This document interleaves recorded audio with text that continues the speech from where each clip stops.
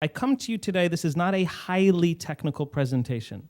I come to here maybe as an evangelist, if you will. This is a little bit of a call to action.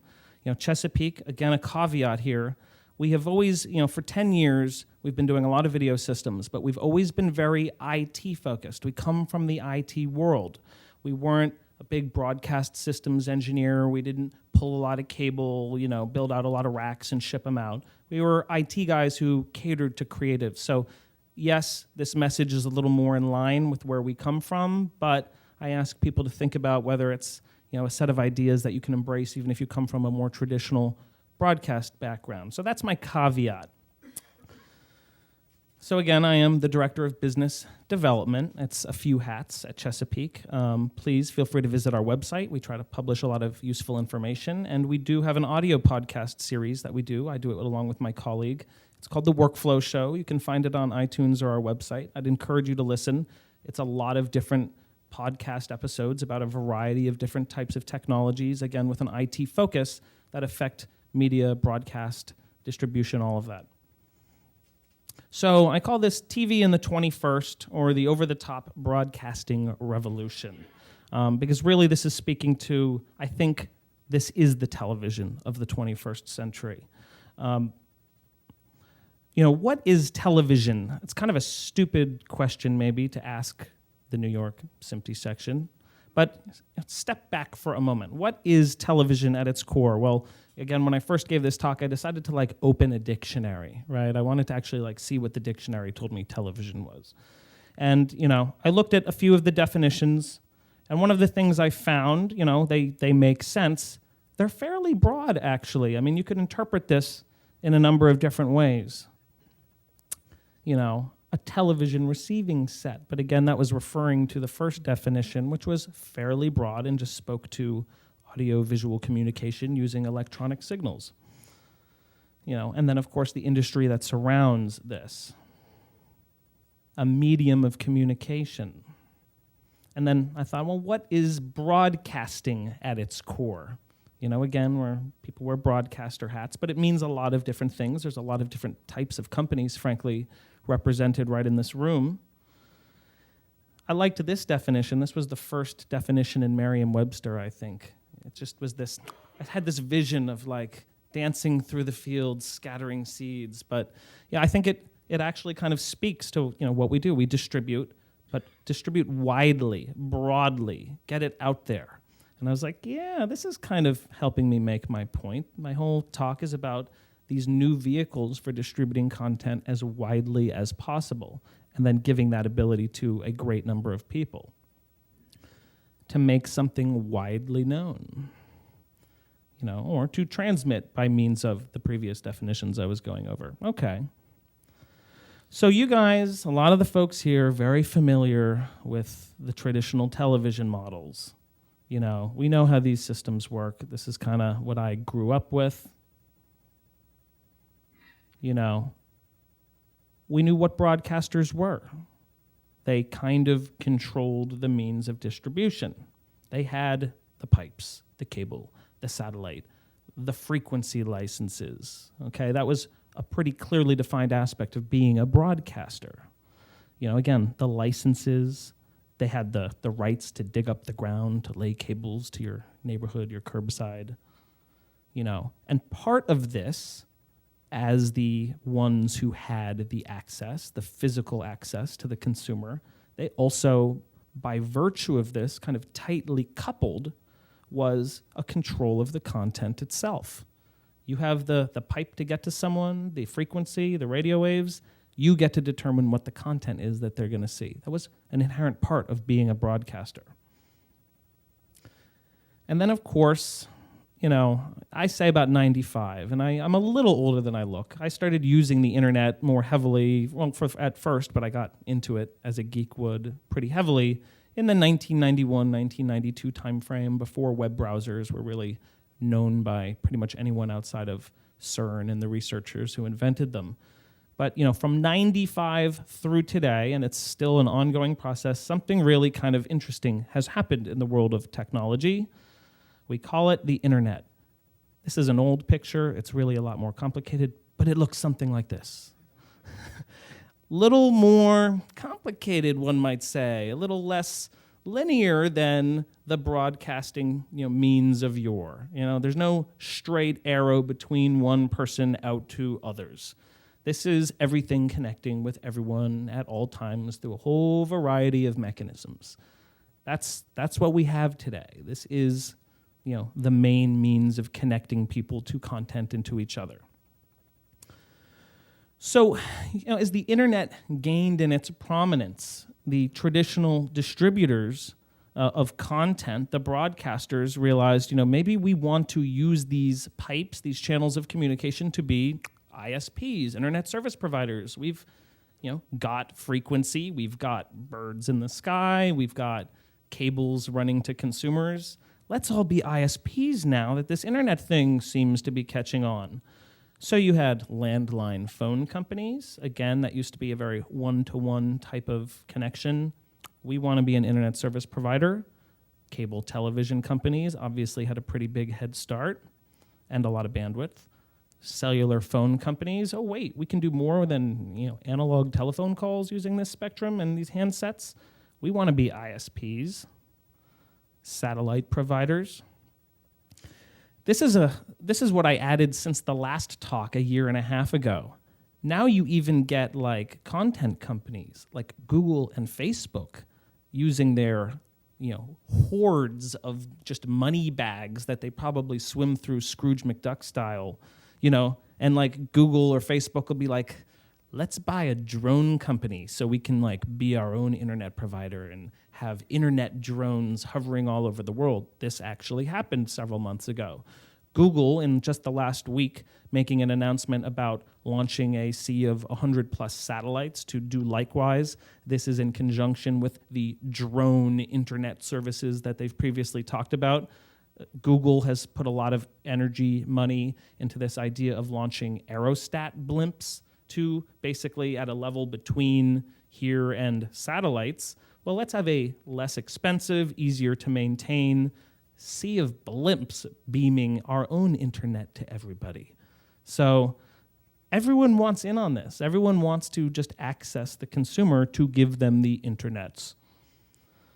And the internet, as everyone here knows, it just keeps getting faster. And this is important, obviously, as it relates to getting people video content over the internet. You need bandwidth. It eats up bandwidth almost like nothing else. So progression of, say, your average cable connection. We all remember when like fast broadband was a megabit. And then like 10 megabits started to be more common. Now at home, I'm again in my Baltimore house, Comcast, just for the heck of it, I get a note one day and they're like, oh, we've decided to up your 50 megabit connection to 100 megabits. No extra cost. So, that's kind of where a lot of people sit now, if they're on Fios, if they're on Comcast. And then, of course, people either have maybe at their offices, maybe if you're a broadcaster, you have dedicated lines, but now the consumer via things like Google Fiber, they're starting to get access to things like gigabit internet connectivity. And that's actually fairly common in a lot of parts of the world to be able to inexpensively get a gigabit connection to your house or apartment. South Korea, Japan, more heavily dense population areas that have just laid tons of fiber in entire apartment buildings. Gigabit is really no big deal, and that will soon be here for us. That's landline. I like to pay a lot of attention to cellular data technology. I was the guy who bought the Palm 7 from Palm Pilot that had like the swing-up antenna thing, and I was like, oh my goodness, I've got this black and white thing that displays text, but I'm on the internet wirelessly. Now, that wasn't that long ago. That was 2000 I had that thing. So, cellular data has gone from the, less than a 56K dial-up modem speed about 14 years ago to a couple of megabits when 3G cellular networking technologies, became more prevalent. Nowadays, I easily, in fact, I speed test an AT&T LTE, what they call 4G connection the other day. I was actually pulling down over 40 megabits a second wirelessly on my cell phone. Now, that's not totally common, but 20, 30 is. And I point this out, LTE is funny. They brand it as 4G. LTE wasn't even originally part of the 4th generation cellular data spec. The consortium got together with the ITU and was like, please let us consider standard LTE 4G cellular. But when what used to be the real 4G cellular hits over the next 2 to 3 to 4 years, certainly prevalent by the end of this decade, we'll easily be getting hundreds of megabits a second on our cell phones. Everywhere we go, multi-hundred megabit internet access everywhere we go. Perfect for getting people video no matter where they are, any time of day.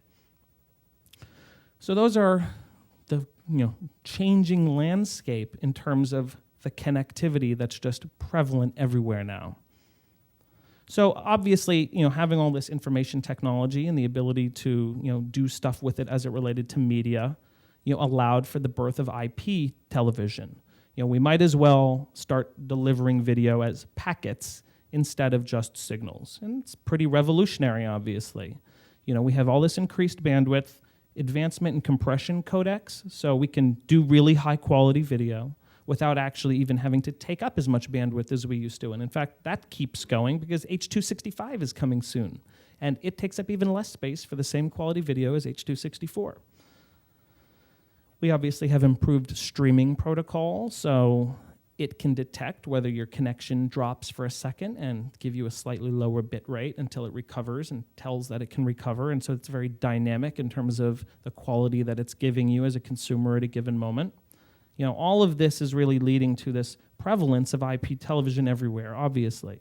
And we have a lot of uses for it. Obviously, within the plant has been happening for a while. And with things like SDI over Ethernet, this is going to just continue to be the case. I wouldn't be shocked if especially a new greenfield kind of plant that's going up, by the end of the decade, doesn't have signals being carried by cables anywhere in the plant. It will all be packetized. It'll all be gigabit Ethernet connections. Even if it's SDI over Ethernet, it's all going to be on switched networks. So we can obviously start replacing things like on trucks. You don't necessarily need a really expensive satellite link. You don't necessarily need a microwave line of sight link. People are starting to obviously kind of gang together these high bandwidth cellular connections and use that to transmit video. Again, point to point, but pretty radical. And of course, the thrust of this, getting video to the consumer. This is where all of this change is really taking place and where it's leading. Let's give them the video, the media as packets. So, the thing about IPTV is it basically takes those people who were the broadcasters, who have largely morphed, or at least somewhat morphed into ISPs, and now allowed them to kind of become a broadcaster, but from their perspective as an ISP. And in fact, an organization that's just an ISP and wasn't ever a traditional broadcaster can kind of act like a broadcaster now because they can pipe people the content over their IP network. They want you to pay for their content packages. And another thing we've seen over the last year and a half, this idea of TV everywhere. And I'll mention this again later on, but, now that I'm a Comcast customer, and there's plenty of apps I download, plenty of websites that I can go visit, and it makes me kind of authenticate to my Comcast login. But now I get the broadcast content to my cell phone, to my iPad, to my web browser. And it's interesting because these ISPs/broadcasters, they've kind of decoupled their role as the ISP and the content provider. You're unlocking the ability to get at that premium content package, but they're not using their traditional broadcast infrastructure necessarily to get you the content. They're just using it as a key to allow you to get to the content that you've essentially, kind of licensed as a consumer by paying your cable bill. So, we all know how computers have evolved. Again, when I started using computers, this was, my 286 looked something like this. But my argument here is, this is obviously the computer of today. This is one of the most commonly used computer platforms on the planet, the smartphone.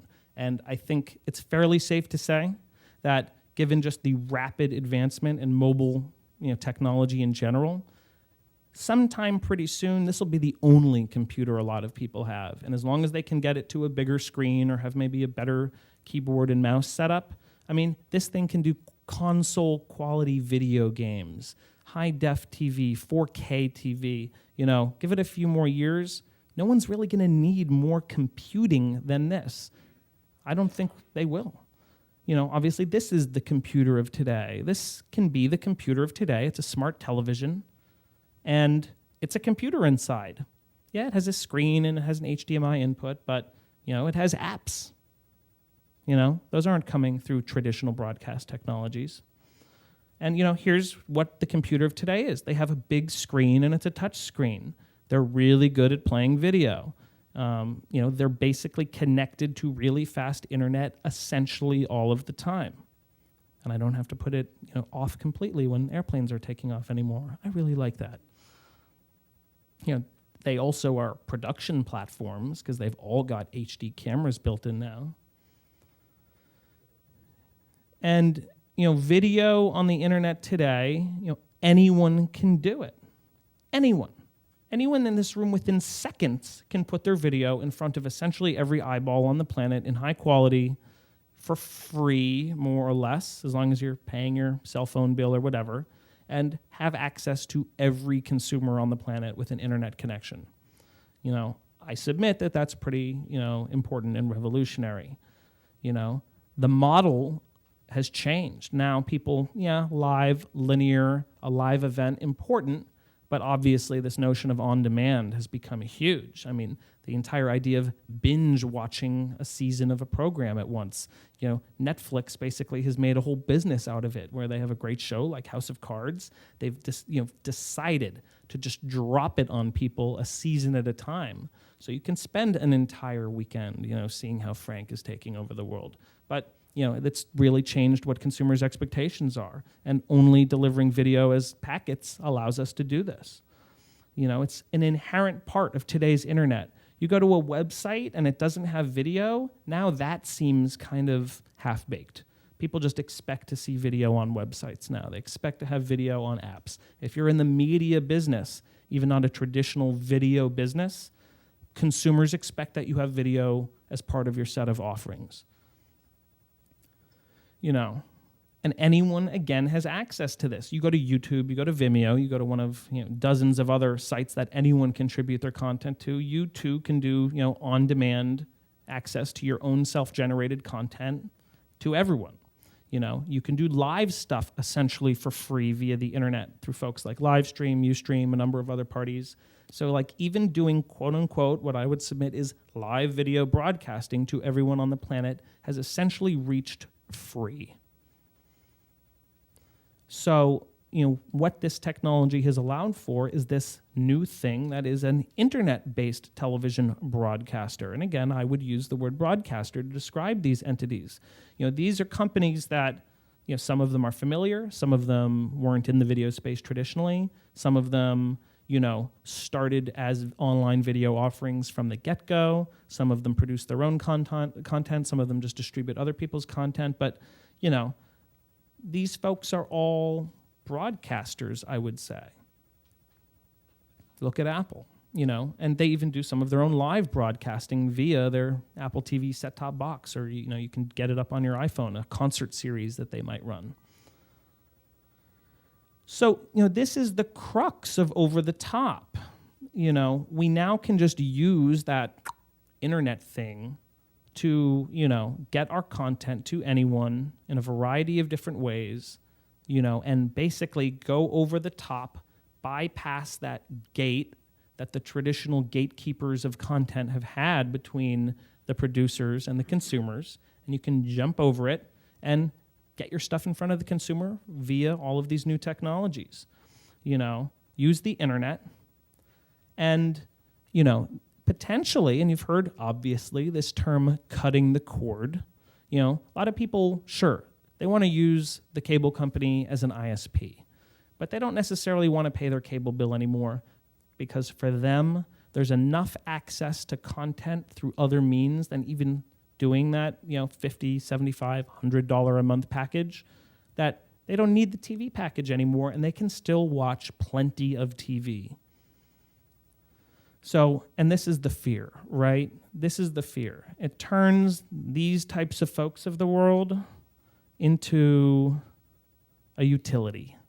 And that is very much what they don't want to be. If you're Comcast, being in the content business, this is, why they might buy a company like NBC Universal, right? You don't just want to be commoditized. You don't want to be just the pipe. And I have to say, I actually think this notion of TV everywhere and trying to encourage, get the content producers to put it on the website, their website, in their app, get the video out there through a variety of third-party platforms, Xbox, PlayStation, iPhone, Android, you name it, and just make the consumer authenticate to your cable login. I think that's a good pivot for them to avoid being this. It's basically why I still pay my cable bill, even though I watch a program on my TV screen, maybe once a month, maybe. So, again, there is a fight going on amongst broadcasters, but there's also some of those interesting pivots, like this TV everywhere notion.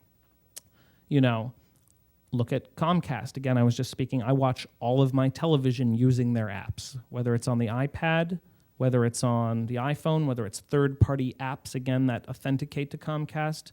They're making it available through other means because they want to go to where the customers are. They're offering TV everywhere. The fight of net neutrality and this whole idea of fast lanes for content producers who are willing to pay for it, this all has to do with this. And I would submit it's not just about, it's more burdensome and costly for us to pass all of these packets. I genuinely think the argument goes a lot deeper. And this dramatic democratization of the ability to both produce and distribute content, to consume lots of people's content, whoever is producing it, again, that's dangerous for a traditional broadcaster who, derives a ton of revenue out of having the best content that's most attractive and gets people to pay a lot of money for it. Bandwidth caps, some of which are kind of ridiculous because, they never talk about the bandwidth caps in their ads. They go, 100 megabits files. They don't really mention that, if you could probably eat through that in a few hours if you tried. So, again, they're fighting this trend while it's simultaneously sort of pivoting to accommodate it. Now, there's definitely winners with over-the-top video. Producers who are able to be flexible in their business model, no question. It just gives you way more access to way more people to get your content in front of them. I think a lot of interesting stuff is going to be going on with, increased sophistication of internet-based video advertising. There's no reason it can't start to be much more intelligent than your average ad on TV. Even if you had a Nielsen box, even if Comcast or whomever is mining some data that their set-top box can get, there's no more power and flexibility that someone could ask for than the ability to interact with the consumer and say, deliver them ads that are specifically not only in line with what that particular consumer is interested in, but also fits in content-wise to what video they're watching at a given moment. I think there's going to be a lot of interesting stuff going on in this space over the next few years.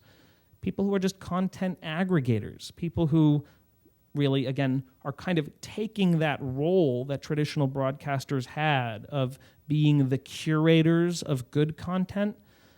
Now anyone can be a curator. You throw up a web page, you tell people, okay, yeah, there's way more video and TV to watch than anyone could possibly consume in the entire universe. But I'll be just a curator for you. And here's a few ads and I'll make a living off of it. But you don't have to be the broadcaster to be the curator now. You can just be a curator and develop a following. So, that's a group that will win the more content is out there.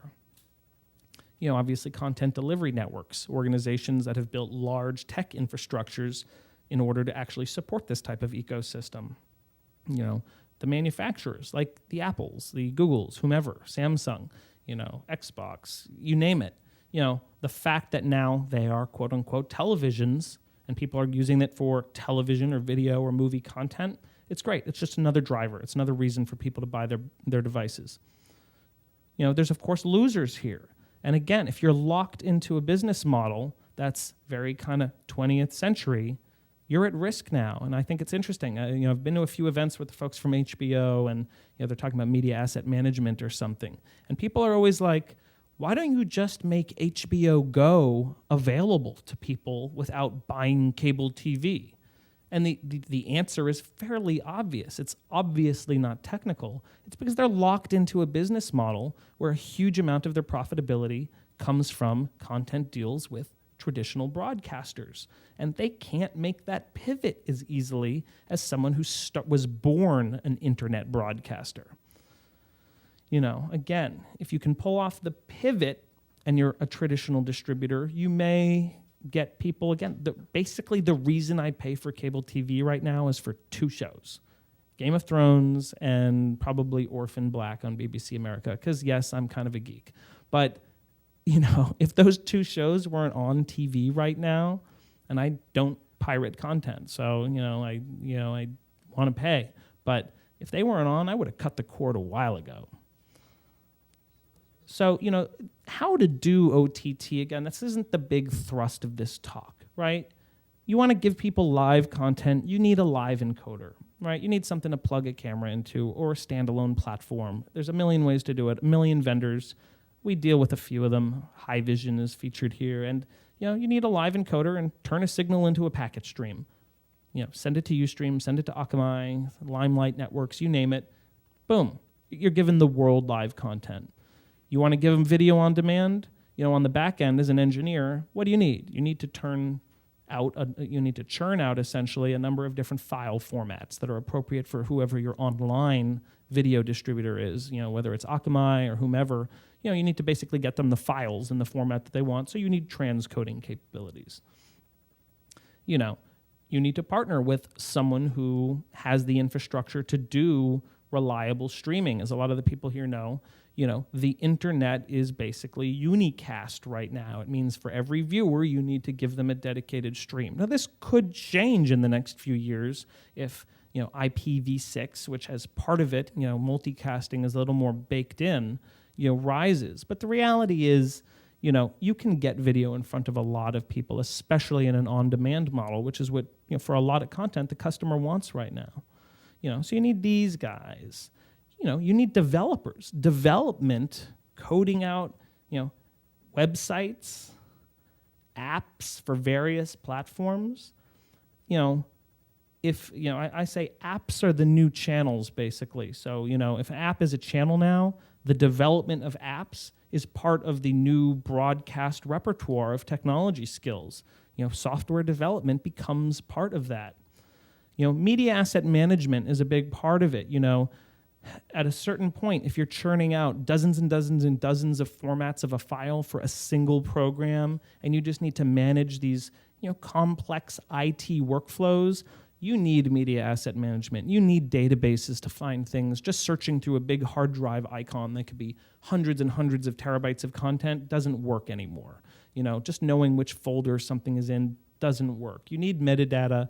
You need very automated distribution and, again, IT-based workflow automation technologies.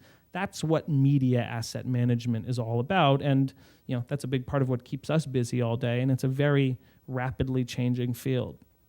But again, I'd say that MAM, as it's known, is a big part of broadcast technology expertise now. And again, apps, they are the new channels. I can almost guarantee you within the next few years, maybe end of the decade, there won't really be at least an interactive aspect of the television viewing experience that you can't at least pop up on your remote and start bringing up all sorts of other stuff. The idea that a channel is just basically feeding you video all the time, doesn't have interactive elements baked into it, I think I'm being conservative when I say by the end of the decade, that modality for video consumption really isn't going to exist anymore. They're inherently going to have interactive elements. They are watching the viewer, so to speak. They know every little thing the viewer is doing. They're giving viewers links based on content. It's again allowing for whole new advertising models. And, so how does one stay relevant given this rapid shift that's going on?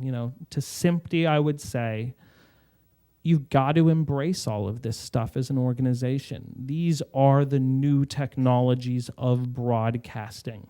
To be a television engineer, you're going to more and more have to know this stuff. NAB has at times, and when I gave this talk at the DC section, it was at NAB's headquarters in DC, but I still said this. I said, you know what? NAB is going to have to also represent the interests of the small guy broadcaster. They're going to have to. They can't just be looking out for the old guard, because that is less and less what being a broadcaster necessarily means. Again, the ISPs, they should encourage access to all of the content their customers want to see, no matter whom is supplying it. Because you know what? There will be blimps soon you can get your internet from. There will be probably more satellite options. There will be just more means. There will be cellular providers who can give you 4K TV in another few years. So the ISP space will probably get a little more competitive again, I think. And again, if you want to be an ISP and stay relevant, the consumers are going to go to where the content is that they want to see. So you know what, ISPs, you're going to have to just get with the program. If you're a producer of content, you have to follow the customer. Go to where they are. Go to the devices that they want to be viewing media on. If you don't do that, well, they're going to just look at something else because that's where their attention is. And I should also say, and embrace new pay models. I don't know if, a la carte is necessarily the right answer. There's plenty of counter arguments that would say, bundling actually encourages access to more content. I get that. But, explore new pay models. Why not? I think the consumer is ready to, pay for their content in different ways. And again, to the engineers, get cozy with IT. I mean, I don't know how you avoid doing that. And, I work with many engineers. Again, we work with traditional broadcasters. They've been doing broadcast forever. We work with totally online, quote unquote, broadcasters, say major newspapers who have video departments on their, for their website or for their iPad apps or whatever now. We see a few kinds. There's some that are very resistant to embracing IT technologies as part of their broadcast engineering skill set, and there are some that are leaping into it. And I would say, to stay relevant as a broadcast engineer, a decade from now, I think there will be plenty of outfits that there aren't any video signals flowing around in the plant. It's all going to be IT equipment. And again, remember these guys who have been floundering for the last few years. It's not been terribly pretty. And I've often asked myself, you had this thing called mail that people were pretty into for a while, and then there was this thing called email, electronic mail. You would think these guys would have kind of paid attention to that, maybe tried to get in on the ground floor, but they basically ignored it, and now their entire quote-unquote business that they're in, or at least their viability financially, is completely at risk. I mean, absolutely, they're talking about canceling mail delivery on Saturdays and all of that. So, this is what happens to organizations that, don't give in to, frankly, the interwebs. The engineering skill set, definitely evolving. You got to be computer and IT friendly. Comfortableness with software. This is an interesting thing. There's this thing, people like their hardware. They like their box. They like that thing. This is a really good quality converter. I can pipe a signal into it. I know what I'm getting out of it. And it's like sometimes that mushy stuff that's inside the software, the firmware, you can ignore it if you feel like that's a chunky piece of hardware. But you can't really do that anymore because a lot of the gear you buy from even broadcast companies that have traditionally done tons of hardware, well, their hardware is more and more a Dell server, an IBM server, a Supermicro server, and their solution on it is maybe a converter card, but it's basically software. So the engineering skill set, you've got to be into software. I mean, it's really the special sauce now. The hardware is basically becoming irrelevant. And again, when you have things like SDI over IP, there really won't even be converters anymore largely in a plant. Networking savviness, big importance in these environments. Knowing about streaming protocols, the codecs, the process of encoding and encoding platforms, media asset management and workflow automation, as I was mentioning earlier. Being adaptable. Again, this IT stuff, especially when the special sauce is software. Software can be changed by committing a new base of code and recompiling and sending it out. That box can now be updated once a week, as some of our MAM vendors will do. So being adaptable, basically just always being aware of what's coming next, you've got to do that. You can't count on this just being around for a few decades. That's just not how it works anymore. Look at how long it took to get from NTSC to ATSC. I'd argue it took so long the standard was barely relevant anymore, even when it went live. MPEG 2, come on. So, this is what happens now. You know what? You don't like the codec or whatever? Well, we'll come up with a new one, H.265. Oh, you don't like 2K? Okay, we'll do 4K. You can do that when you're online, when you're getting it out as packets. It's much more flexible, and there's a million different types of devices with a lot of different formats to view this content on. There's good news. I really swear. There's a lot of good news here. So, this whole world of over-the-top of broadcasting, they really do need good engineers. There's a lack of it out there. This has been part of engineering for a while, appreciating standards. I mean, that's a huge part of what the SMPTE organization is all about. Again, the way that standards work in the world of online, when a television is really a little computer with a screen built into it and a lot of custom software, standards slip a little bit more than when you're defining, the standard def television, broadcast format for the next 40 or 50 years. So we could use more of a standards-based approach, frankly. Even things like, how does metadata get passed around in addition to the files themselves? The lack of standards for a lot of this stuff is mind-blowing, and it causes humongous problems on a daily basis. Think about closed captioning. The reason why closed captioning has been baked into both standard def and high def broadcasting is because there were standards for it.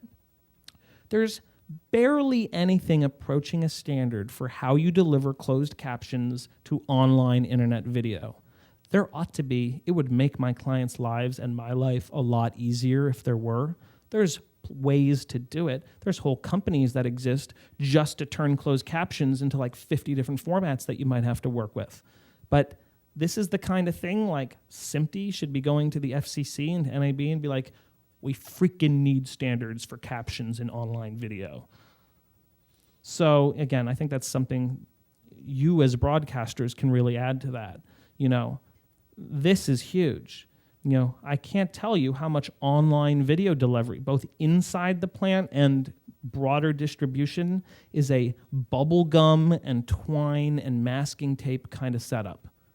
No redundancy in a lot of these systems. Wait, what do you mean the encoder, the transcoder is down? That means we can't meet our contractual obligations to get that content to our digital website. This was a situation that has happened with some of our major broadcast customers and their digital groups. Well, maybe you shouldn't have just bought one transcoder if you can't stomach any downtime. It's a freaking computer. It goes down once in a while. So designing for redundancy, the things that have often been the case in traditional broadcast plants, got to have more of that. And another good thing, the fact that anyone can be a broadcaster now, I'd say don't look at it as a bunch of know-nothing competitors to what is a real broadcasting. No, it means that broadcasting is expanding beyond exponentially, if that's a thing. That's a good thing for broadcast. That's a good thing for the media industry. The fact that there is more media being generated online just on YouTube in a minute than all other traditional broadcast media combined, That's good for us as a community, as technologists, as engineers. It's a really good time for an organization like SMPTE to appeal to that next generation that's inherently more IT-oriented, more gadget-oriented, who does a huge amount of their consumption on phones and iPads and set-top boxes and gaming consoles and the like. Appeal to them. I'm really glad to see. You guys mentioned that you're doing more with students. This is the language they speak.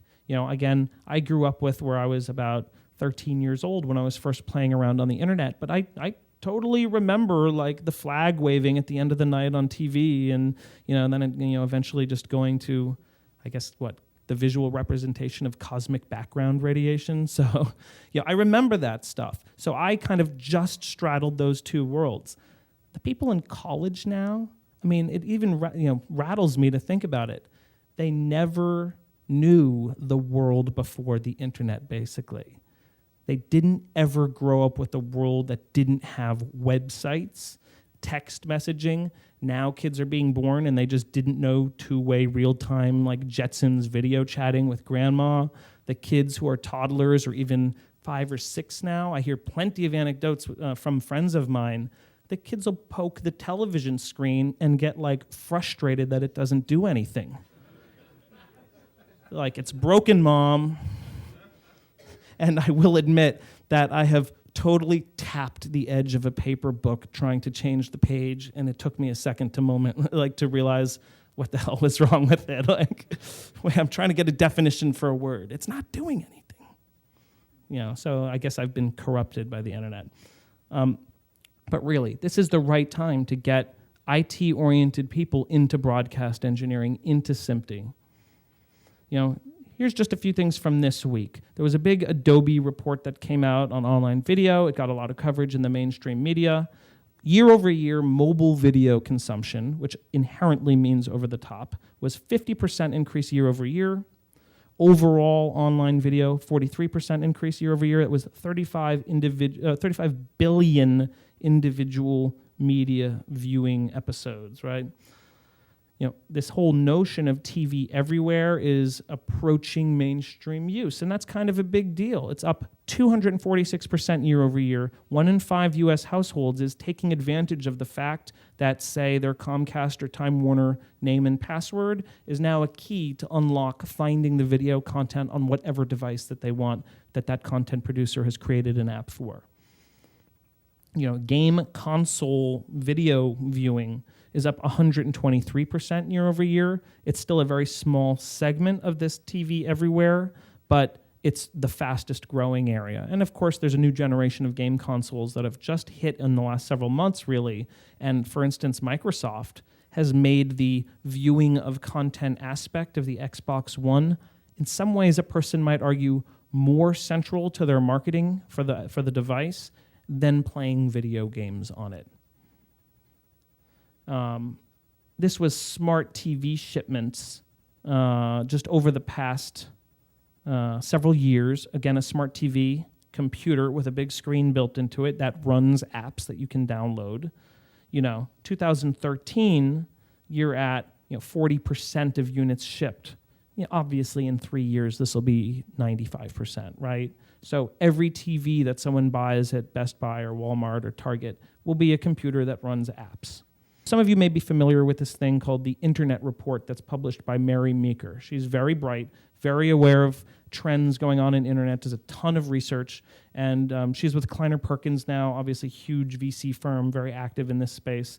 She used to be at Morgan Stanley, and she's been paying a lot of attention to the video component of the internet right now. She's saying we're still in the early innings of this stuff, and so I would submit, as a lot of, I hear from a lot of broadcasters, they're like, traditional broadcast ain't going anywhere. We still got 50% of all viewing is linear TV, using the set-top box or whatever that's provided by the cable provider or whatever. Yeah, but we're in the early age of this stuff. People have just been mass consuming video on the internet for 5 years or less now. Really in the last 3, I'd say it's really taken off. Wait 5 years. I would submit By the end of the decade, probably the vast majority, almost all video content that's consumed will technically be delivered in an over-the-top fashion.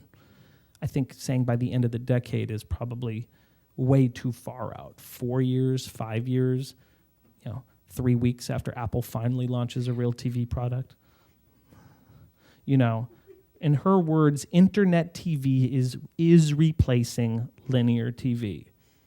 She's been doing the Internet Report for about 5-6 years now, probably. Everything she says is basically come to pass. So, worth paying attention, I think. So, this is television of the 21st century. It's these platforms. It's funny. Again, this is a year and a half old. That used to be a Roku box. It was about the size of several CD jewel cases stacked on one another. Now a Roku is literally the size of a USB memory stick, and you just plug it into your HDMI port, and it has Wi-Fi, and you're done, right? So even this slide is like way too old because over-the-top devices are this little dongle now. So I submit this is television in the 21st century. Thank you very much. Again, this is me, and we are doing an event on media asset management at the Ace Hotel in Manhattan on June 24th. This is the sign-up. I would encourage people to come. It's a core technology for broadcasters who are doing all of this stuff. Thank you.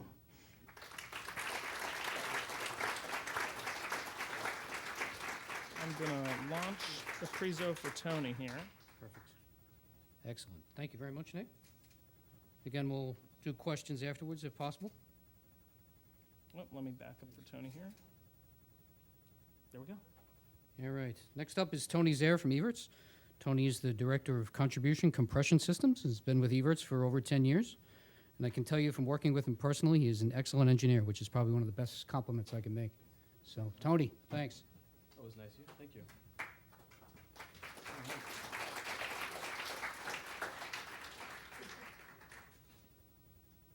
All right. Thanks, Mike. Can everyone hear me okay? Can everyone see me okay? Good. Actually, you know what? I'm going to take this off. I thought this picture was appropriate for tonight's event. For those of you who can see it, it's a bit of a change between the times, but I guess my position on over-the-top television is, yes, it is different, but my position is really just a bit more of the same thing. We are delivering content over this platform. This platform is effectively the internet. Everyone consumes it. There was a report that came out. I'm not sure if anyone saw it. It was a Video Networking Index report by Cisco. Did anyone get a chance to read that? It's actually quite interesting. At this stage now, and I'll get into some of the details, we're consuming about 30,000 petabytes of content a month. And I like the term early innings because that's absolutely right.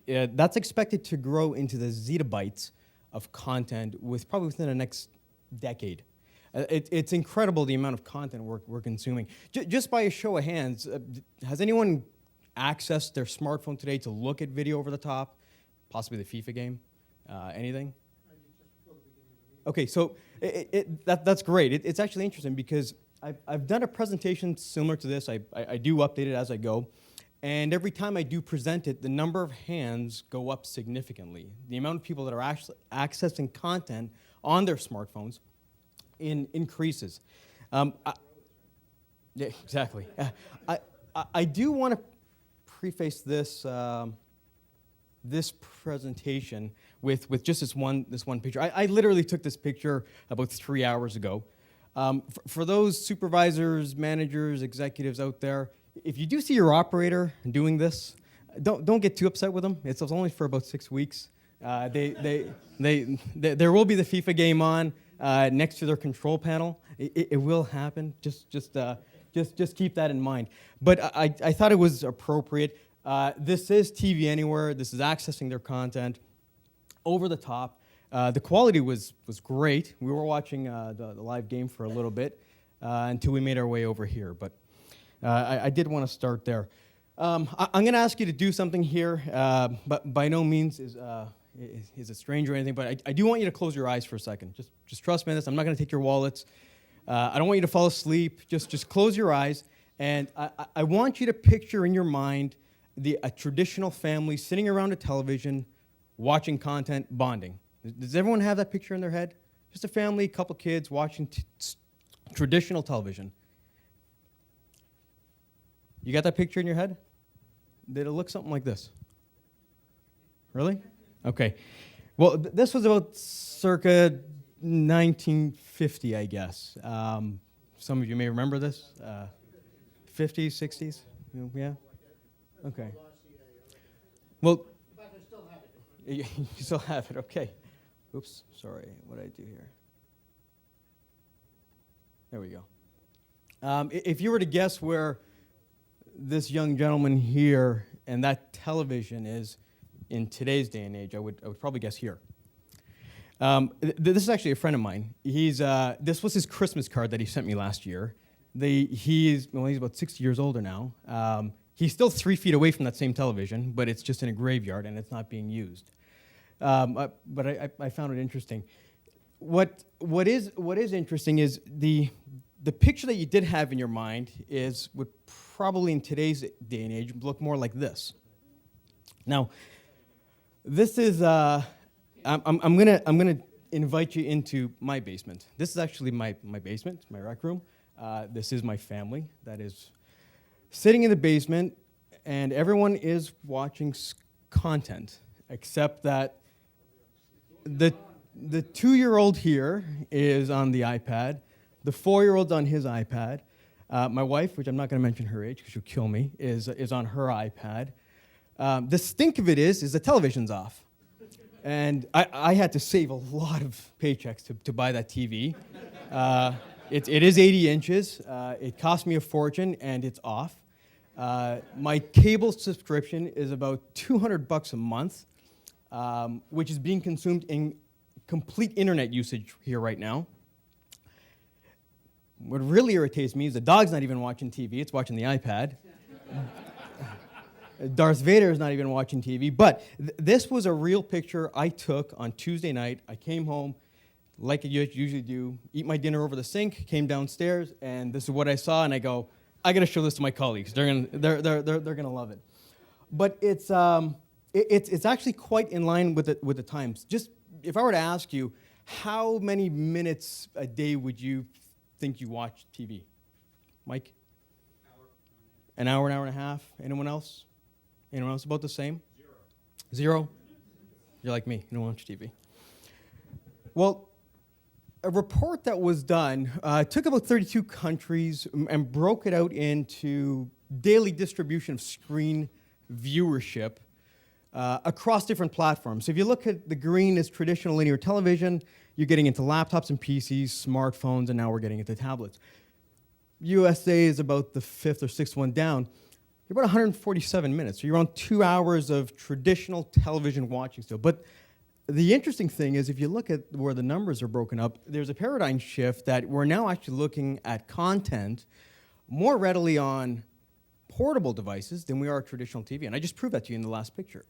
So these devices, yeah, they absolutely are computers, but they are our access to any content, anytime we want, wherever we want it. And us as consumers, digital citizens for that matter, are expecting this content. And we expect it to be delivered in the highest quality possible. And we're going to get into some of the technologies. This has been an onset of the distribution of those electronic devices. So if you can see here towards 2008 towards 2009, there's actually a knee bend here in an exponential growth where PCs, smartphones, and mobile tablets have started to skyrocket, where traditional televisions are starting to, well, they plateaued, but they're starting to grow a bit, where 3D and now 4K is starting to come out. Those manufacturers will make their ways back into our living rooms, but as long as that television is off, there's really no need to do it. Now you're starting to see an onset of, like Nick mentioned in the last presentation, computers inside these televisions, or smart TVs. They're going to be accessing content over the top. You can access it at any time and be able to consume media, whether it's towards a linear fashion or over the top, on demand. The biggest driving factor here, the business side of it, is still advertising. The amount of advertising that's been done over the top is incredible. Now YouTube can allow you to skip these ads when you watch it over 5 seconds. But I am guilty myself. I have actually watched an ad for the full 30 seconds before I watch my content, depending on what the ad is. So they do work, and those impressions do last. This was an interesting article that I caught online. It was an article that was written in 2007. It basically covers a critique on Google. So it's 7 years ago. A critique on Google and how they would never conquer Madison Avenue, or advertising for that matter. The last sentence is quite interesting. I'll read it to you because you probably can't see it from there. If Google, can conquer Madison Avenue, the whole media establishment may be doomed. It's quite a bit of a bold statement. I'm going to show you an article that I found recently, fast forward 2007, titled Google Breaks into Madison Avenue's Big Five. So they are the 5th largest advertiser in the media industry. They've gone from not even making the list, or not even saying they're going to make the list, to being number 5. And this was about 6 months ago. The fact of the matter is that these entities that you see here are our new competitors. They are the platforms that are going to deliver faster ads, faster content. They're going to get it to you a lot quicker than traditional linear broadcasting is. As them being our customers, let's say the advertiser, if Nike or Coke or Ford decides to display their ad over a venue, they're going to look at broadcast. They're going to say, well, you know what? If I can get 10 times the number of impressions or eyeballs using a venue like this, where are they going to put their bets? It's interesting. So the paradigm is shifting slightly in the favor over the top. Nick did mention this blimp concept, and he's absolutely right. I read the same article. It's called Google Loon, L-O-O-N, and the idea is to put these balloons in the stratosphere between below satellite level, but be able to deliver internet to effectively anyone that wants it. Whether you're in a third world country, you'll have connectivity over the internet, which means you can have your video, your audio, and also your cell communications. So these entities here are effectively what are driving the internet into a completely different dimension. And we're adapting to it, and we're actually growing with it. We're expecting the content to be channeled through these entities. I read an interesting article on YouTube. YouTube's algorithms are so complex, they actually can predict, without you even signing in, based on your viewing patterns, your gender, your age, the number of people in your family, based on the type of content that's being viewed, kids content, and of the sort. And in some cases, you can actually detect what religion you are, which is actually kind of spooky. But that was actually in the article. So the amount of information that they're clawing back from your viewing patterns, we effectively are the product. They're harvesting this information. That information turns into a monetized mechanism of delivery. We touched base quickly on net neutrality, and I apologize, I threw the slide in last minute. I don't have a lot to comment on it, but I did think it was important for the venue. Has anyone heard of this topic? Is anyone ready? Okay, great. It's certainly in place right now. We are hearing it up in Canada as well, that the packages for Facebook and the packages for YouTube will be different than they are today, than they're going to be open. Like I mentioned, I don't have much to say on this, but I thought it was important for this venue because this will certainly affect the way that the content is being consumed as it is right now. So keep your eyes open for net neutrality. The fact of the matter is, right now, 50% of the traffic is running at peak periods is video. There was a report that was written by RBC that went through. They said there will be an inflection point around 2017 where all the content, 50% of all content will be video by the year 2017. That window is actually shrinking rapidly to be even closer to 2016. But the Netflixes and the YouTubes of the world are driving a lot of this video content. Netflix is delivering, I believe it's House of Cards, and maybe Nick, you can correct me, and they're actually shooting the 3rd season in 4K, which is pretty cool because if they can deliver 4K over the top, which is a reality, which they will be doing, using some of the HEVCs and H.265 technologies, that really puts us into a whole new level of video viewership, because we're getting the quality, we're getting the highest resolution possible, and we're getting delivered over the top. So we can access it any time we want. This was actually a chart that I pulled out, and I pulled this out of the paper that was released actually 2 days ago. It was by Cisco. It was the Video Networking Index. And if you look in this segment here, there is by segment, internet video as of 2014 is around 23 petabytes per month. That's an awful lot of content. And if you grow that across the next 5 years, it's about going to triple in size. We're consuming content faster than it can be uploaded. If we break that up into two segments, video and internet to the television, that 22,000 is broken up really into a large part of it being in the video, but internet video to the television is a segment on its own. That's where we're talking about smart TVs. That is broken up into the following categories. And I found it interesting because internet to the TV is to the traditional screen by the way of an Xbox or a console or a Roku. But video in itself was broken up into a couple categories. Short form, so that's your YouTube content. Video calling, which is a Skype session we just saw. The long form content, live internet video. This one I found really interesting. Ambient video, nanny cams and pet cams will actually make up part of that. I don't know how much of it will make up, but it will actually drive it.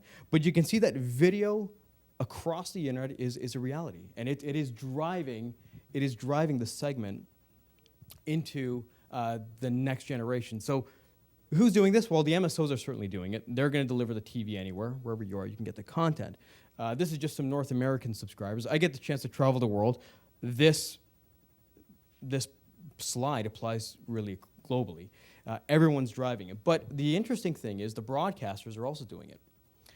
They're driving it direct to the edge. If they can get access directly to the end consumer, get in front of their eyeballs, well, there's an advantage to this. There is a new source of revenue, subscription-based. The long-tail content that you have in your archives that have been sitting there for 30 or 40 years, I had a conversation with a gentleman from an MSO, and he commented that any content that they put up into their library is consumed within 12 minutes, no matter what it is. So the days of long-tail content where it would just sit there and possibly not generate any revenue is now being put to work. If you put it up, someone will watch it. Who knows who it is, but it will be watched. The ability to direct the advertising, to separate a national ad from a targeted ad, the difference between a sports car from a family sedan, is amazingly effective on being able to gain access to your end customers and run that into more of a social interaction where you can vote. Now, I'm a bit behind the times on the programming that's out there, but I just saw this morning on one of the morning shows, there's a new show where you can actually, it's like American Idol, but you can actually vote on who's winning. Does anyone know, you know what it's called? I can't remember.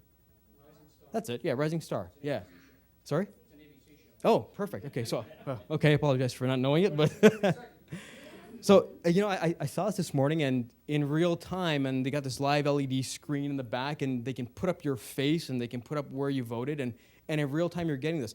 This is exactly where our industry is driving. If you do not have that social interaction or that interconnectivity between peers or between the broadcasters themselves, you're going to fall behind the times. It's actually a pretty cool thing. Now, I'm just watching the time, Mike. How are we doing on time? Good. Yeah? Okay. There are some disadvantages there. With every good thing, there comes some bad. And the bad is actually not that bad. It is new technology, and it does have a possibly steep learning curve. We, at Evertz, we do make boxes. We do make hardware. We do make software. We make solutions, and we try to educate you as best we can on how to actually integrate this and converge some of these architectures from traditional linear broadcast, but off the same platform, deliver your adaptive bit rate, and I'm going to get into that, or your over-the-top stream. So there is some good news here. It does cost money, unfortunately, and it does cost money to operate as well. There was a comment made in the last section that the internet is unicast. Yes. The disadvantage of that, the caveat to that, is that it costs money to deliver each and every one of those streams uniquely. So every time someone subscribes to that content, the meter starts ticking to deliver that material to the end user. So there is an OpEx. The race to get it to the consumer is extremely important. And that's why all the MSOs are driving so hard to get it, because they have to offer this service. Whether it makes money or not, you have to do it, because you're not going to get viewership if you don't. And it's just something else to drive into your workflow. The different formats are probably the steepest learning curve. Apple runs what they call HLS, HTTP live streaming. These are going to be your iPads, iTouches, iPhones, etc. Adobe drives Flash, which a lot of folks run on their websites. So you can get your news, you can get your sports content. And Microsoft has their own format through Live Smooth Streaming. They effectively do the same thing. They're going to run over the top, deliver the content. It was interesting. I was at the SVG yesterday, sports video group, talking about sporting technology, and FIFA was a very big highlight, especially in 4K. And there was a comment made about match cast, which effectively means that you can watch any FIFA game, you can scrub it forward, go backwards, watch it at your demand, and the quality was impeccable. I mean, 48 years ago, you didn't have that, but now what you do is you have the access to get every game, every match on any device that you want in any format that you want, which is actually pretty cool. So there is this concept of adaptive bitrate encoding. Has anyone ever heard of ABR? Great. Okay, so this might be a refresh for you. For those of you that don't know it, the way adaptive bitrate encoding works is it's designed to maintain the user experience, the fluidity of that user experience, in the event that there's network congestion, or let's say, for example, you just cannot get the throughput of traffic to your mobile device. So what we do is we encode multiple profiles. Those profiles can be twofold. One is it's encoded at different bit rates. So in this example here, what you're going to see is as my network connection varies, let's say my network traffic or my congestion varies as I'm walking through a building or I'm in an auditorium like this, what adaptive bitrate does is the player's engine internally can automatically subscribe for a lower bitrate feed to maintain the video motion. So you're not going to have disruption to your user experience. The downside of it is that the quality drops. So you're going to be encoding, in this example, something at 700 kilobits, which can easily be traversed over the top. If my network congestion starts to drop, the player will then subscribe to the 500 kilobit service. If that drops, it goes to the 300. At this stage here, I have no network connectivity. And as my connectivity gets improved, I start to drive back up in the bit rates. You'll likely see this effect if you're watching content. It's very clear. It starts to get pixely, starts to get really pixely or macro blocking, and then starts to get better. What you're doing is you're traversing the adaptive bitrate encodes. The other component of this is actually delivering the resolutions.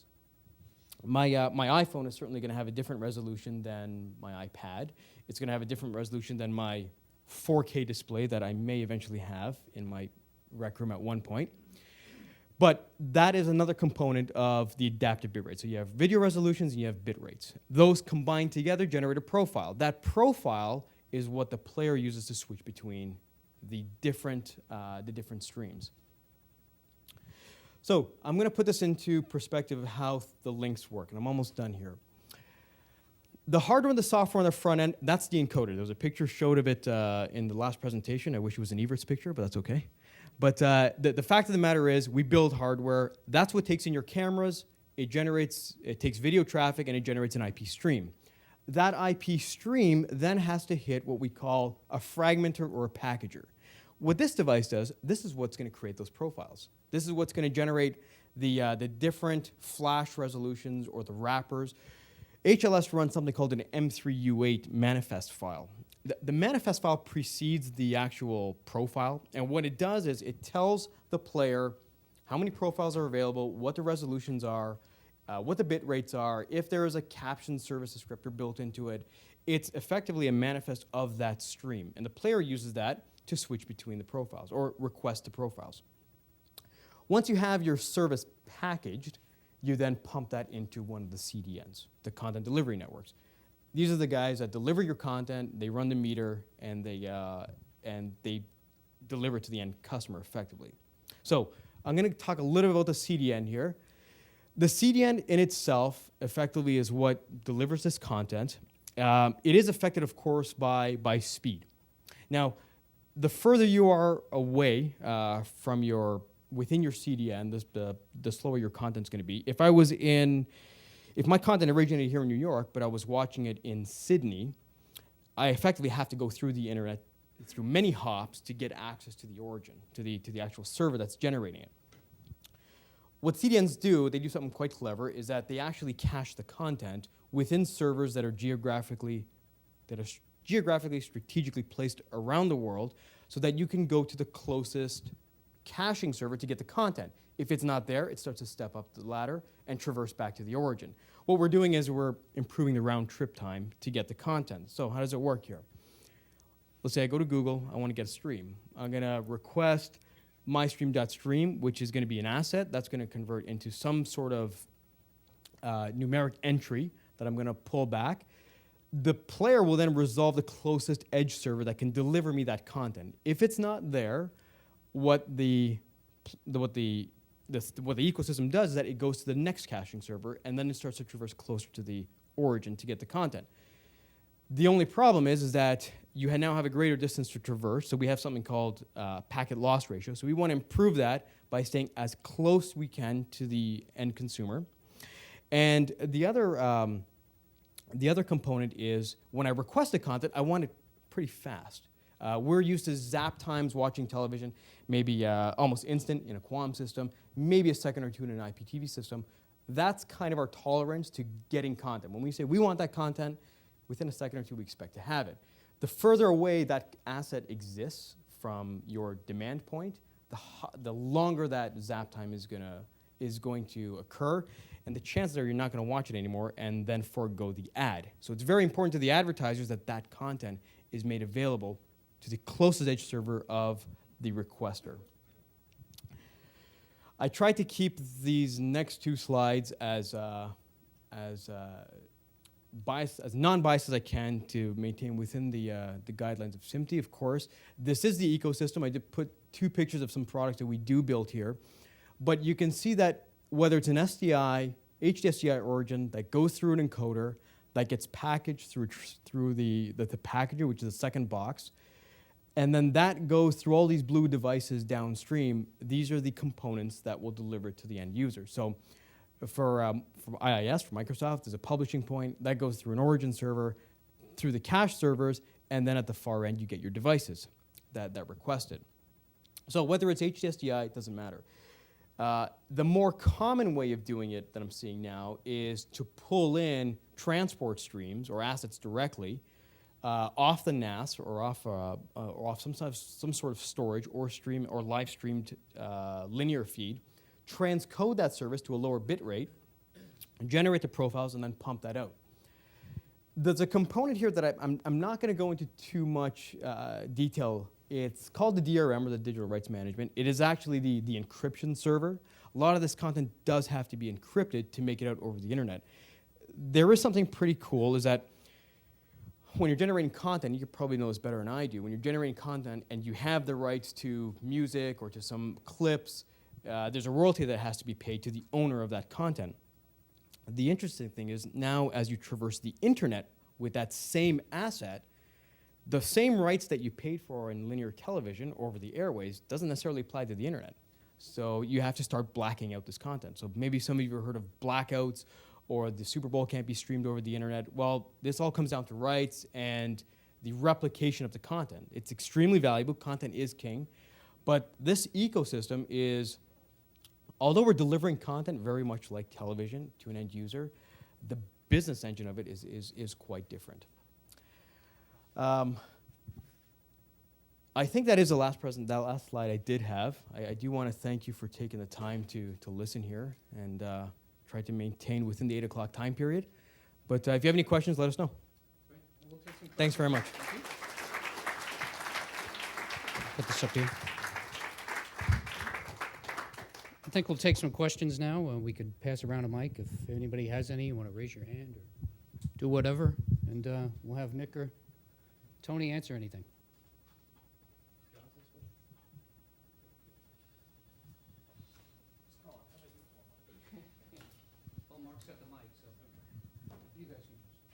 Thanks for a good presentation. My question is, what's different between the so-called over-the-top stuff and what was called a couple of years ago IPTV? I don't see any technical difference. Can you talk about that a little bit?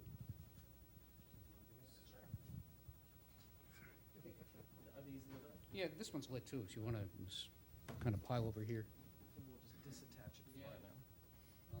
So I'll take this one. You know, Over the Top has almost a philosophy that's baked into it, I think. I mean, think about the words. You're going over the top. It's not the Arnold Schwarzenegger movie, that feel-good family movie from the 80s where they're arm wrestlers. No, this is about jumping over the gatekeeper. That's baked into the very phrase itself. So, I mean, yes, traditionally from a pure technology, packet delivery of video and media content, I mean, that's what I was kind of trying to get at. Like IPTV, over the top is a kind of IPTV. But, you can have IP video technologies within a plant going to a Comcast provided or Time Warner provided set-top box, and you're still kind of using the more quote-unquote traditional broadcast ecosystem. Over the Top, I think, just has this implication baked into it. It's not just about the technology. Over the Top is taking IPTV technology to allow a new model of just creating content, getting it in front of potential consumers, the new business models that are derived from that. So if IPTV is part of what Over the Top is also about the new means, the new content producers, the new consumption models, the new way that you pay for it or interact with it, or that advertisers derive information about the viewers through it. So I think it's just those implications.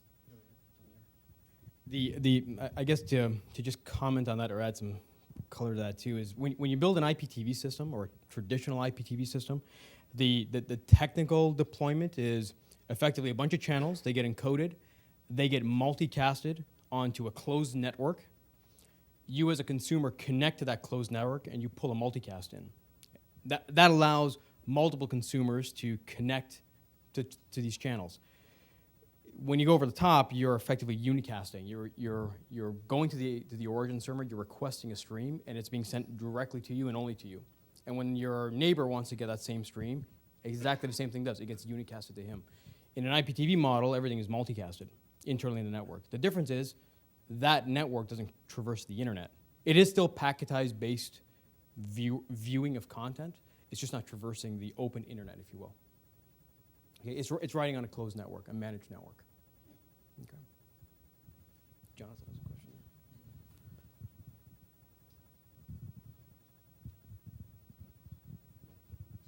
So, great presentation, guys. Thank you. I'm going to sort of expand on that and hopefully set you up for a softball. So, if OTT and IPTV, if IPTV is technically a CATV system, for lack of a better term, which Sure. is basically what you guys described, does OTT include everything such as YouTube and Netflix and Aereo for that matter, or is it a different model that's beyond those that broadcasters and content creators can look at? Perhaps content creators going out and making their own channel, shall we say, and starting a la carte type broadcasting. Sure. I can answer, then maybe you can ask some content. So two remarks there. The articles that I've been involved in, presenting, writing, and reading, I classify personally myself Over the Top as everything you just mentioned. The YouTubes, anything traversing the internet, the open, wild internet that has vagrancies, that has turbulence, that has packet drops, that is Over the Top as far as I'm concerned. So those would be classifications of Over the Top. The second part of your question, as far as anyone creating a channel, I had the privilege of working with Google, or YouTube for that matter, some very talented engineers. I was actually in London at YouTube. And what they've done is they've actually built a network, London, Tokyo, New York, LA. They've built live studios. The business model there is that if you have a following of, let's say, I think it's the inflection point's around 5,000 followers on your channel, you can actually use the YouTube Studio for free and generate a live, real, master-controlled channel. But it's delivered over the top, and it costs you nothing. So they have, it was actually really cool. So I was there. They have a full broadcast center, routing, just like how you have in your traditional broadcast center, and coders, everything's being delivered over the top, and it becomes a live channel. So what they've done is they've enabled the public, the creativity of the public that doesn't have the dollars to build a multi-million-dollar studio.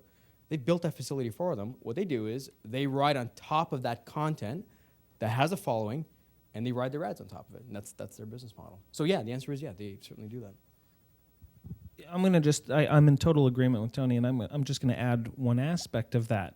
You know, I can find the same piece of content through a variety of mechanisms now that all meet this definition of over the top. It might be on my iOS app. It might be baked into a standalone app. That same content might also be through Comcast's Xfinity application instead of going to that, Cartoon Network app.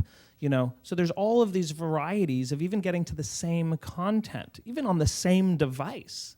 This guy who's kind of snoozing off here in the fifth row, Raji from Quantum, had a very good word on this last night that I'm in very much agreement with. And it's all about the evolution of even the word and the meaning of what a channel is. The channel is not necessarily any longer that static thing that is beaming the content at us all from that one direction. The channel is now whatever the singular path is between the piece of content at its point of origination, or whichever point of origination that content is at, and you, the individual, as the viewer at that point in time. Everyone has their own channel, and in fact, the channel is now coming from the other direction. Me as the viewer is defining the channel to get to that content versus the channel being monolithic in nature, even for the very same content.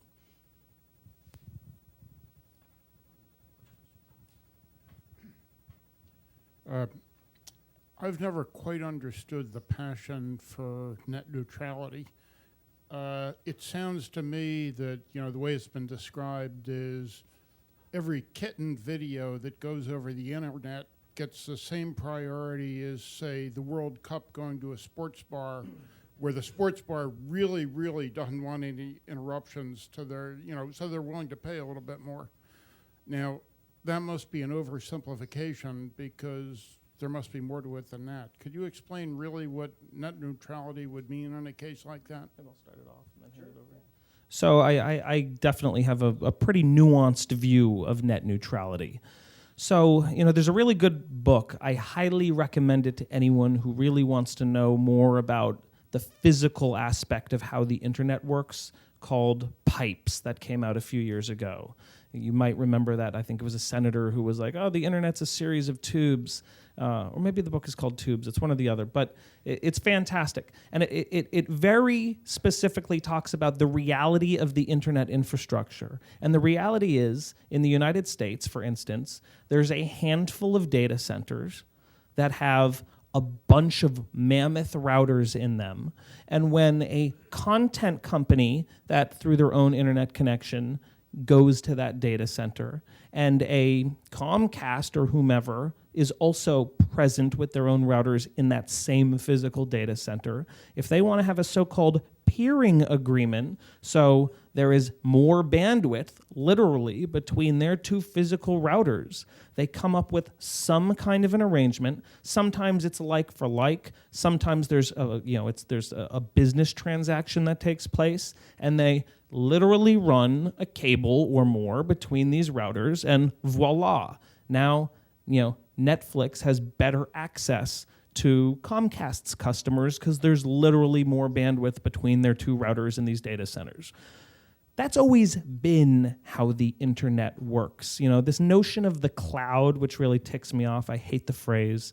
The idea that there's just this puffy thing with Care Bears on it floating around there somewhere, and they're all like holding hands and singing Kumbaya, and every packet is equal. It never did really work that way. at least in the more commercial era of the internet since the mid-90s. It's always been people coming to agreements about plugging their routers together to get more bandwidth. And so the notion, some aspects of net neutrality, I don't think realize that. The real people who are like, every packet is equal, frankly, I think exhibit a lack of even base level technical knowledge that if they read that book would start to realize, oh, well, someone has to run the cables between these routers, and I guess it's fair, sort of makes sense for there to be business arrangements involved with this from time to time. So I agree with, it's more subtle than just every packet should be equal. I have a different view, though, which is that as a Comcast customer, I'm being told that I just get 50 megabits for whatever dollars a month. That is essentially it when it comes to what they're marketing to me. You get the internet, it's this pipe, everything you want on the internet, and it's $50 a month, $100 a month, whatever. That's it. There's no nuance. There's no mention of these routers, and we have better access to some of the internet and less access to other. As far as a consumer is concerned, they're just selling me the internet. And it's, they're equalizing it as far as their marketing message to me. So I think as far as net neutrality goes, really the answer is transparency and forced transparency. If they want to have specialized agreements with some people on the internet that makes their content better quality than others, and the cat video sometimes will drop to that lower bit rate, but if I'm watching an NFL game, if that ever happens on the internet, it's always going to look good. I support capitalism and the free market. I think that should be allowed. But I think the quid pro quo there is that they shouldn't be allowed to just tell me as a consumer when they're selling me my internet connection, you have equal access to it all for that dollar amount. They need to throw those caveats out there and be more honest with the consumers about what is that dollar amount actually getting them. That's my opinion.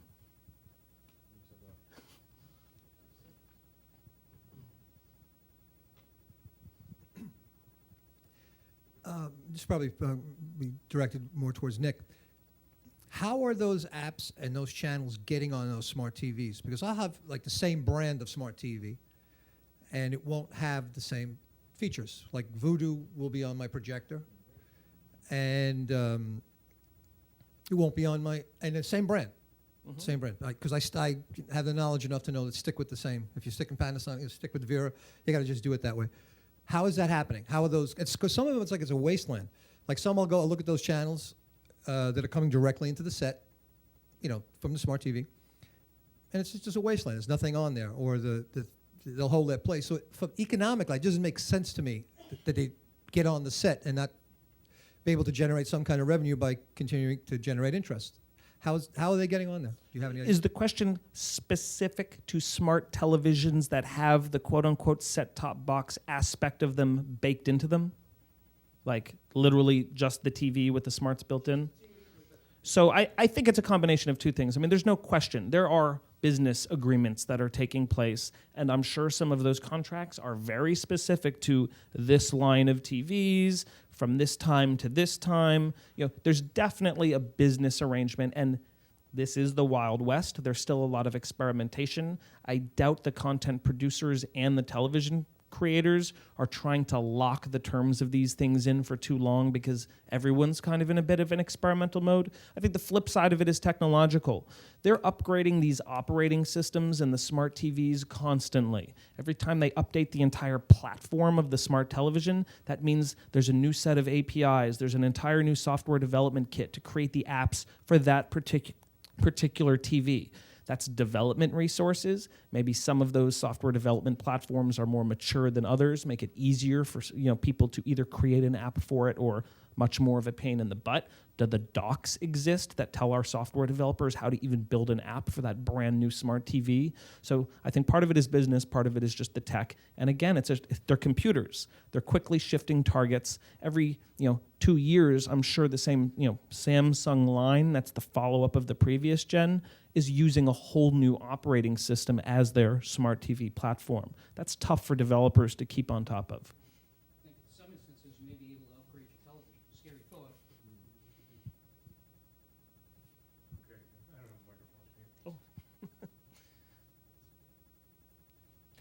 So what about us users who want high quality? We want to see our 4K. We want to see things that don't fall apart as we're watching it. Now, what's going to happen with that? Sure. Have you ever watched over-the-top content by just recently, and you've seen variances of quality? Terrible problem most of the time. Okay. Okay. A good example is I put some 4K content up on YouTube, okay? And before people knew about 4K, it streamed beautifully. There was no problem at all. Now people know about 4K. Basically, I'm lucky if I get it at all. Okay. Okay. I likely can't articulate an answer for you as far as why it's breaking up in your particular question, but there's a threshold of what's acceptable and what's not acceptable. Maybe I can just give you my personal view and my experience. We watch a lot of content online, over the top, as you saw in the picture. The quality is not the greatest, but you know what? We live with it and we're okay with it. Where the user experience starts to get destroyed is when you have discontinuity in the service. So as far as quality goes, I think there's a very lenient tolerance to what's acceptable, what's not. As long as the video doesn't break and it's fluid, you're still gonna be okay. Once they start to, if they maintain packet priority through an ISP, that's gonna be the answer there. But if you start blocking the pipes, whether or not you paid a certain premium for content, I think it's gonna have a big effect. That's pretty much it. What I gotta say. You know, from a slightly different angle, the reality is, you know, one of the things that makes broadcast using OTT technologies and the internet so different than traditional broadcast, you know, with traditional broadcast, for the most part, you know, it was fairly easy to guarantee the quality experience to your user. You know, you knew exactly how much bandwidth each channel got. You knew really what it was going to look like. If you were doing encoding, so you were still using IPv technologies, you knew what that viewer using their set-top box was going to be seeing because you controlled the network. You know, when you have the internet involved, you have these data centers, and maybe there is a peering agreement between, say, Netflix or YouTube and Time Warner Cable. Maybe there isn't. Maybe they're hashing something out. Maybe they're in court, whatever. There's this entire series of potential bottlenecks that now exist. Is it your last mile connection? Is it a bad cable in your wall? I mean, there's so many variables relative to traditional linear broadcast that the troubleshooting of it is inherently more complex. Another reason I think bringing much more solid engineering into the world of OTT broadcast is so important. It's a tougher challenge on many levels, but it's an important challenge. The reality is, the answer is kind of wait a couple of years, because there will inherently be more bandwidth between the content producers and the consumers if you just wait 2 more years, 3 more years. That might mean, again, you're talking about software systems now. Sometimes software, frankly, outpaces the hardware. Right? It's a little more malleable inherently, especially when you're talking about complex networks. It's tough to dig up the ground and lay more cables and get more bandwidth potentially. But yeah, we changed some software settings, and yeah, now we allow a 4K resolution on YouTube. It doesn't mean it's going to work great. You may have to train yourself to always not be at the bleeding edge of what they are making available. Gravitate towards what generally works better, and if you just wait 2 or 3 years, I can essentially guarantee you the 4K setting on YouTube will work better than it does today, because it's the nature of bandwidth in the internet. It just keeps getting faster.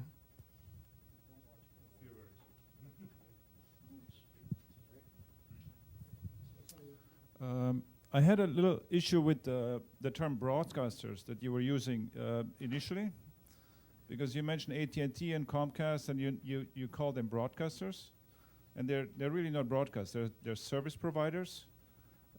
And from that point of view, over-the-air television is free. So they're providing something to a consumer for free, and they're not allowed to charge. So only the service provider, AT&T or Comcast or Amazon and Netflix, are basically offering television or something that they're charging you for. And the 4K bandwidth that we're talking about today, when I go to NAB and I ask these providers, how much bitrate are they streaming? They're talking about something between 6 and 60 megabits per second.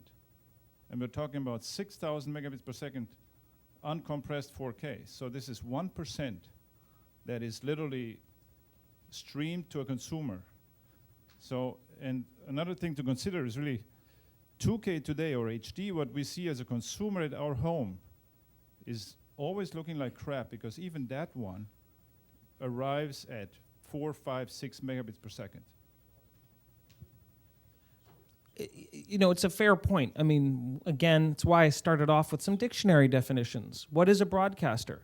You know, broadcast content isn't really free, you know, because if I remember correctly, the public technically owns the airwaves, and, you know, that's kind of being given to them so they can derive profit off of from advertising. Again, we're really the content. We are the product being sold. So, you know, if it's free, that means you're the product, right? I think it's important to just remember that. Anything that's free on the internet, you're the product. It's not whatever you're on. It's not that service. You are the product. So, I mean, again, some of those definitions of quote-unquote broadcast were generalized. And I think just given the nature of technology, that definition is going to have to loosen and evolve and maybe move a little further away from these more quote-unquote traditional notions of broadcast. I think that'll be almost self-evident, you know, a little bit longer from now, when that traditional broadcast barely even exists anymore. I mean, with ATSC, you know, the next generation already being discussed and hashed out, you know, a lot could still change with all of that. And as far as 4K goes, listen, you know, you guys know better than anyone, you know, what good quality, even 2K or HD content with a good imager can look like, and relatively how awful it looks when you're either, whether it's on the internet or even through just your cable set-top box, you know, versus what the original imagery was. Because you guys are baked in like the beautiful essence of it all the time, right? But again, the consumer speaks, right? And again, the bandwidth will inevitably increase. That's not even a question mark. There's probably a law. It's not Moore's law. In fact, I've heard the name of it. It's some other law of bandwidth increases over time, and we're not even close to hitting, you know, the barriers there. I mean, we know gigabit or multi-gigabit connections to the consumer is definitely possible, because there's whole countries that are making that widely available to their populations today. So again, I think the quality will follow. You know, these are the early days, but it will get better, and that more and more of that quality will come through. And things like even H.265 as the next generation encoding algorithm will make that possible. You want anything? I think we'll take one more question. You have one down